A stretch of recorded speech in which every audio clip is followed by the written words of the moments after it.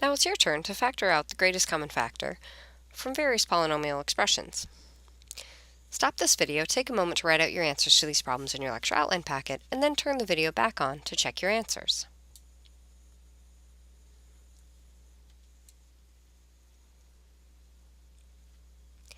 In this first expression, we have 3y minus 6.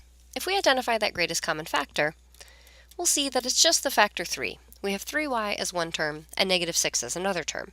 They don't have any variable factors in common, so we're just looking for a numerical factor between 3 and negative 6. 3 is the greatest common factor. So 3y minus 6, we're going to factor out that factor of 3. So when we factor out of 3y, we'll simply be left with y. And when we factor it out of negative 6, we'll be left with negative 2.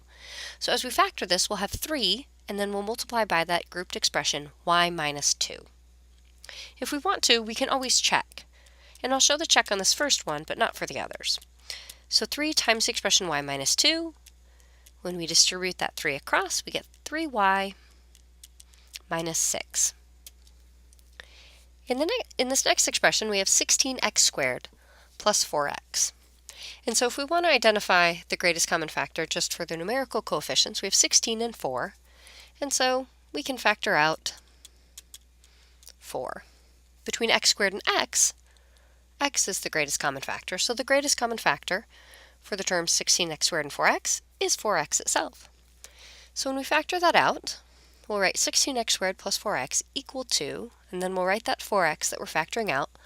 We'll separate with a parenthesis because we're going to group the expression now. And when we factor 4x out of 16x squared, we're left with a 4 for the numerical coefficient and an x for the variable. When we factor 4x out of 4x, again, thinking, what happens when we take 4x and divide it by 4x? We're just left with 1, of course assuming x is not 0 there. So we'll have 4x plus 1 inside parentheses. So 16x squared plus 4x is then equal to 4x times that grouped expression 4x plus 1. Looking at our next example, we have 12t squared plus 4t plus 6. We can see immediately that each of those terms do not have any variable factors in common, so we're only looking for a numerical coefficient here. That's common to all of them. And so we have 12, 4, and 6, and the greatest common factor among those three numbers is simply going to be 2. So 12t squared plus 4t plus 6, we will factor out a 2, and now we'll group it, so we'll put a parenthesis there, and when we factor 2 out of 12t squared, we're left with 6 for the coefficient, and then t squared stays as is. Factoring 2 out of a 4t, we're going to have plus 2t, and then lastly, factoring a 2 out of 6, we're going to have plus 3. So when fully factored, 12t squared plus 4t plus 6 is equal to 2 times then that grouped expression 6t squared plus 2t plus 3. Lastly, we're going to factor an expression with multiple variables, and the expression we have is 18ab squared minus 24a squared b. Looking at 18 and 24, their greatest common factor will simply be 6.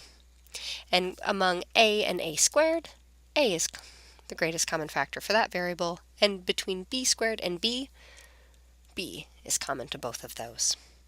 So the greatest common factor for those two terms is 6ab, so that's what we'll factor out. So we now have 18ab squared minus 24a squared b equal to 6ab. Then we'll group again, so we'll put a parenthesis there, and we're left with 3 for the coefficient. And we had ab squared, we factored out an a, so there's no longer an a left. And then we had b squared, and we factored out one factor of b, so we're left with a single b. So we have 3b inside those parentheses. And then we had negative 24a squared b. We factored out 6ab, so we will have minus 4 when we take 24, or negative 24, and divide out that 6.